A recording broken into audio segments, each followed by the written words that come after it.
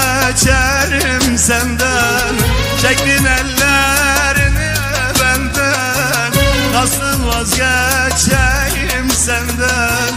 Bir canım var onu benden, koparmanın vakti mıydı?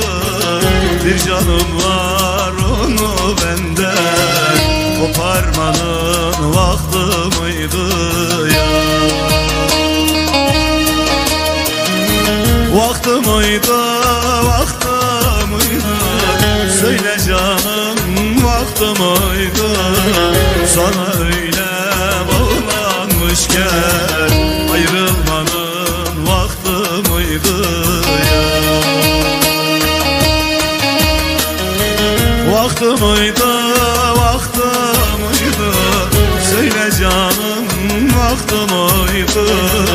Sana öyle bağlanmışken ayrılmanın vakti mıydı ya?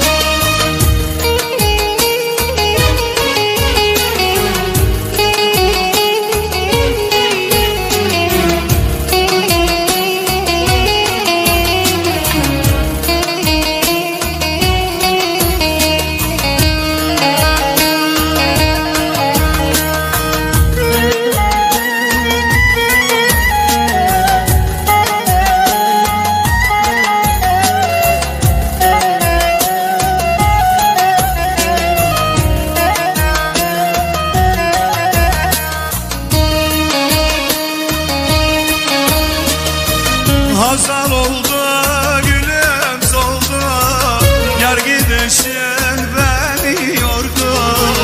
Hazal oldu, gülüm soldu, yar gidişin beni yordu. Vallahi senden ayrılmazdım, o zalimler sebep oldu. İnan senden ayrılmazdım, bu hainler sebep oldu ya. Sen orada, ben burada, hasretin var yar yanımda. Sensiz geçen akşamlarda ayrılmanın vakti mıydı ya?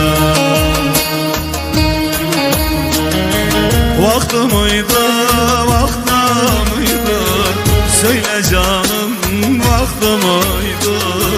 Sana öyle bağlanmışken ayrılmanın vakti mıydı ya? Vakti mıydı, vakti mıydı? Söyle canım, vakti mıydı? Sana öyle bağlanmışken ayrılmanın vakti